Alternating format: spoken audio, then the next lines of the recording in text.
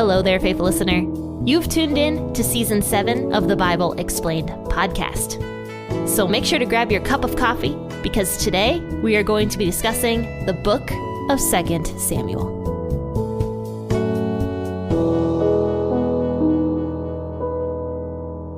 Hey there, friends and faithful listeners. Welcome to the Bible Explained podcast. It was a lovely Wednesday morning. I hope the weather's been beautiful for you. Yesterday for me, it was hot and muggy. Very hot and muggy. First really warm day that we've had in this year, actually. So I loved it, but also disliked it at the same time because you go outside and you sweat immediately. But it's been very nice to get out in my garden. I finally have my garden just like ready to go. My cucumbers are planted. My cabbage is doing really well. My hot peppers are growing. I just love hot peppers. Can't wait to get some delicious hot peppers this summer. So let me know, do you guys garden? And if you do garden, tell me what you enjoy gardening. Let's go ahead and read 2 Samuel 7 today. I'll be reading out of the WEB as I always do. And this is a beautiful chapter because it's almost like a love story between God and David. It's very encouraging as well. So let's go ahead and read verses 1 through 17 out of 2 Samuel 7. Make sure to grab your Bible in the version that you prefer, and also your cup of 7 Weeks coffee, the coffee brand that supports life, which, by the way, big milestone for 7 Weeks coffee. They just were able to raise $400,000 for pregnancy centers across the U.S., and they only opened, I think, 2 years ago. So that is huge. Very, very good. And they are doing really great work, saving a lot of babies' lives. So check them out. They are linked in the description of this episode. And they also make great coffee. But if you don't have a cup of 7 Weeks, then just grab whatever coffee you have on hand to sip along with me as we read 2 Samuel 7, 1 through 17.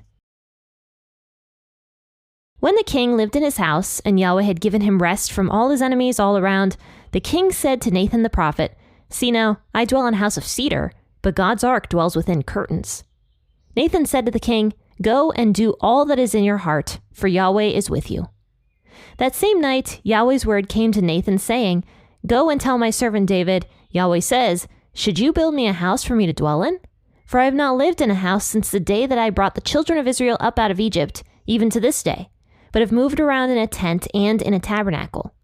In all the places in which I have walked with all the children of Israel, did I say a word to any of the tribes of Israel, whom I commanded to be shepherd of my people Israel, saying, why have you not built me a house of cedar? Now therefore tell my servant David this, Yahweh of armies says, I took you from the sheep pen, from following the sheep, to be prince over my people, over Israel. I have been with you wherever you went, and have cut off all your enemies from before you. I will make you a great name, like the name of the great ones who are in the earth. I will appoint a place for my people Israel, and I will plant them, and they may dwell in their own place, and be moved no more. The children of wickedness will not afflict them any more, as at first, and as from the day that I commanded judges to be over my people Israel. I will cause you to rest from all your enemies. Moreover, Yahweh tells you that Yahweh will make you a house.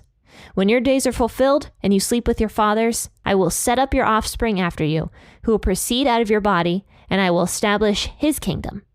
He will build a house for my name, and I will establish the throne of his kingdom forever. I will be his father, and he will be my son. If he commits iniquity, I will chasten him with the rod of men, and with stripes of the children of men. But my loving kindness will not depart from him, as I took it from Saul, whom I put away before you. Your house and your kingdom will be made sure forever before you. Your throne will be established forever. Nathan spoke to David all these words, and according to all this vision. So it says here in verse 1 that when the king lived in his house and Yahweh had given him rest from all his enemies all around, the king said to Nathan the prophet, "See now, I dwell in a house of cedar, but God's ark dwells within curtains." So because it says that God had given David rest from all of his enemies, a lot of people think that this chapter actually took place after 2 Samuel 8, the next chapter, because in the next chapter, we're going to see that David is fighting a lot of battles again. So a lot of people think this chapter actually came after 2 Samuel 8, but was placed before 2 Samuel 8 because of its importance. And that is possible, but it could also be possible that God had given David rest from his enemies at this point in time, and then once 2 Samuel 8 happens, God would still once again give David rest from those enemies and help David fight all of those battles. But either way, it says that David was now at rest whenever this took place. And so David is looking around at this beautiful house he has, which is made of cedar. And so back in David's day, cedar wood was very expensive, and David's entire house was built from cedar wood. I don't know anything about cedar nowadays, but from my understanding, it's still a pretty high quality wood. But I know that people really like cedar because of the smell of the wood. It has a very interesting and beautiful smell as compared to some other woods. But I'm not a cedar expert. Anyway, King David is living in this beautiful house made of cedar. And so the king is looking around and he's like, look at all these riches I have. So why is it that I'm living in a house of cedar? And God's ark is living inside of curtains. And this just shows where David's heart was, because David was always very outwardly focused a lot of times. Not always. He was human like everybody. But he was often not super focused on himself and focused more in on what God wanted him to do and what the Israelite people needed. And now David is seeing that, God's ark is living inside of a tent. And David thinks that that's wrong because David is living in a more beautiful house than God's ark is. So David decides that he really wants to build a temple for God's Ark of the Covenant, especially now that God said that David was going to be the king of Israel. He was very established. The ark was back home, and David thinks it's the perfect time to start building a temple for God to live in.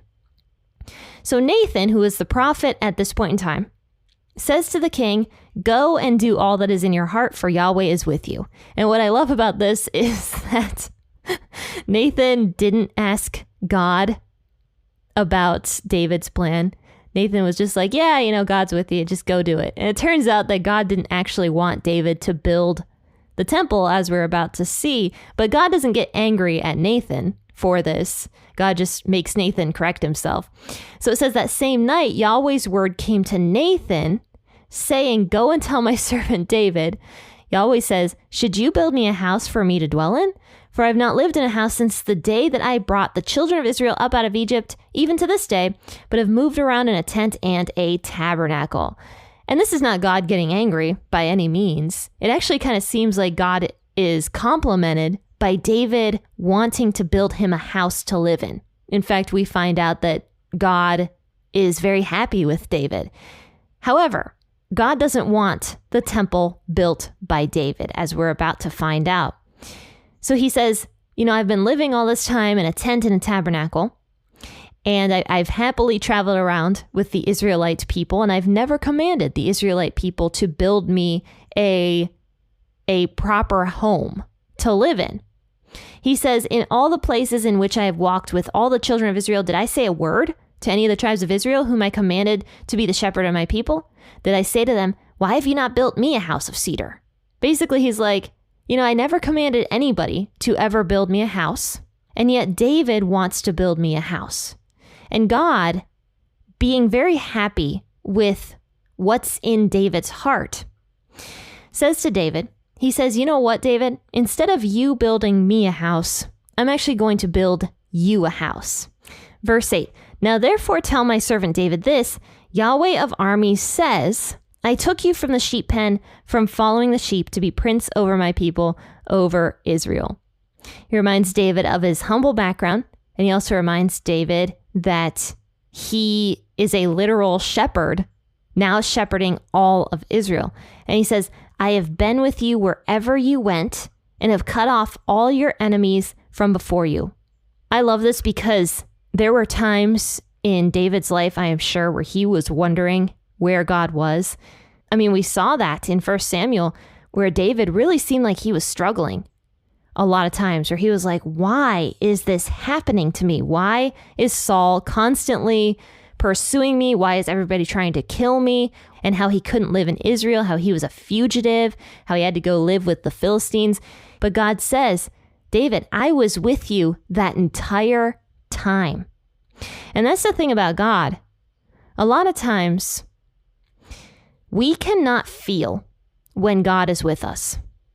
Because when these problems and these trials and these sicknesses and whatever else comes our way, and we feel nothing but pain and suffering, we think, how can God possibly be in that? How can God possibly be with us? But Scripture says that God never leaves us or forsakes us. There's a few other times in Scripture where people were going through some really horrible things, and yet God was right beside them. Joseph being one of them, Joseph from the Old Testament, the slave, when he was in Egypt being a slave and having to deal with that for so many years, it actually says God was with him the entire time. David is another example. Shadrach, Meshach, and Abednego, who were persecuted and thrown into a fiery furnace for believing in God, God was with them. Daniel, when he was thrown into the lion's den for believing in God, God was with Daniel during that time. And then Paul, we're reading about Paul in the New Testament. And how many times was Paul getting persecuted and beaten and stoned and having to deal with all of these terrible things, and God was with Paul that entire time as well.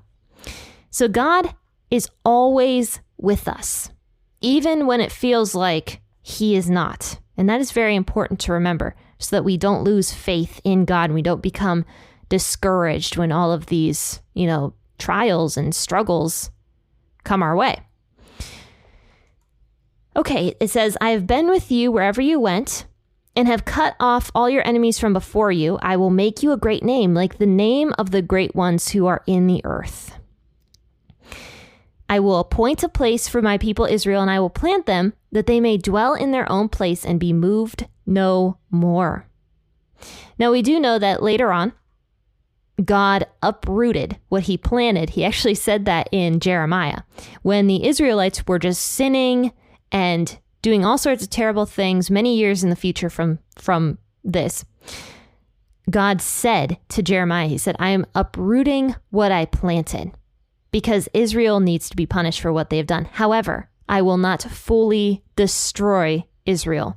They will be planted once again. And we know that in the end, when God makes a new heaven and a new earth, God is going to make Jerusalem like a jewel, and his people will live there in just complete comfort and happiness for forever, basically. So when God is saying this to David, this could be talking about well into the future when God makes a new heaven and a new earth, something that has not happened yet. Then he says, the children of wickedness will not afflict them anymore, as at the first, and as from the day that I commanded the judges to be over my people Israel. That's certainly talking about the future, because unfortunately to this day, Israel is afflicted, right? I mean, people are constantly bombing and trying to destroy Israel all the time. I will cause you to rest from all your enemies. Moreover, Yahweh tells you that Yahweh will make you a house. I love that. God's like, you know what, David? Don't make me a house. I'm going to make you a house instead. When your days are fulfilled and you sleep with your fathers, I will set up your offspring after you, who will proceed out of your body, and I will establish his kingdom. He will build a house for my name. There it is. He's like, David, you're not going to build the house. Your son is going to build the house.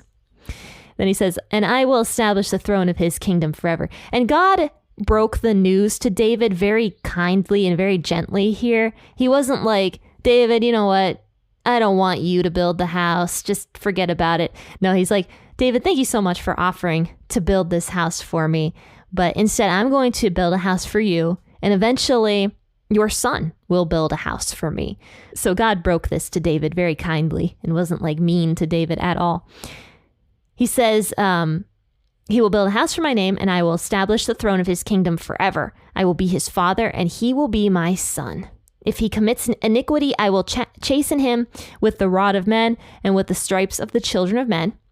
But my loving kindness will not depart from him, as I took it from Saul, whom I put away from before you.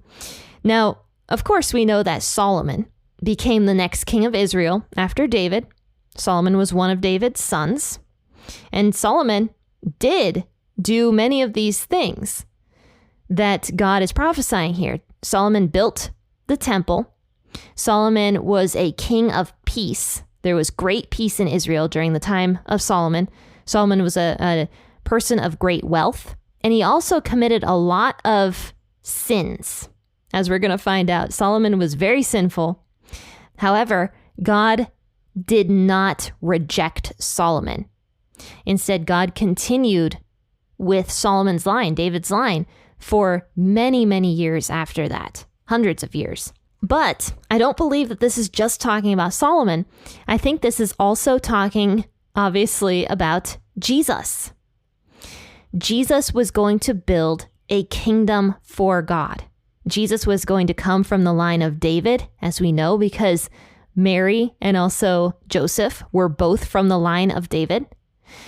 And God was Jesus's father. That's what it says in verse 14. I will be his father and he will be my son. So I think that this is talking both about Solomon and also about Jesus.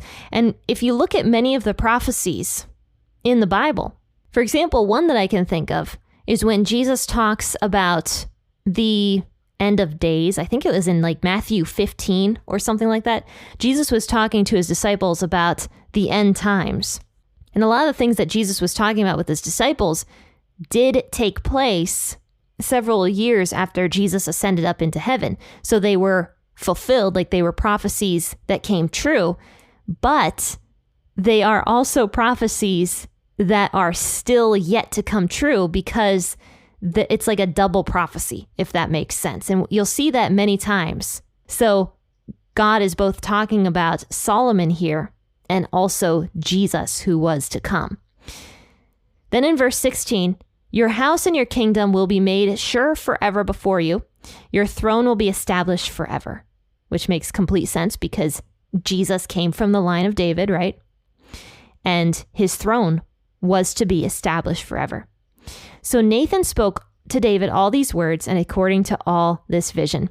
And I just love that Nathan had to go back and correct himself. Well, not really correct himself because Nathan wasn't exactly wrong in verse 3 because he said, Yahweh is with you. I mean, that is the truth. God was with David, right? But Nathan didn't ask God ahead of time what God actually wanted from David. Instead, Nathan was kind of just like, yeah, David, that sounds great. God is with you. Go ahead. And so then Nathan had to go back and elaborate on what God actually wanted. But anyway, guys, we'll talk about David's response on Friday. So I hope to see you all then for another episode from 2 Samuel.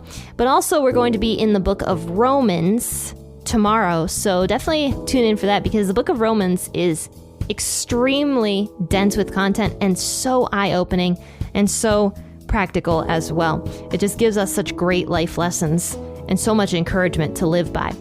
So tune in tomorrow for the book of Romans, 6 a.m. or whenever you choose to wake up and listen. But I hope you guys have a fantastic rest of your day. Happy listening and God bless.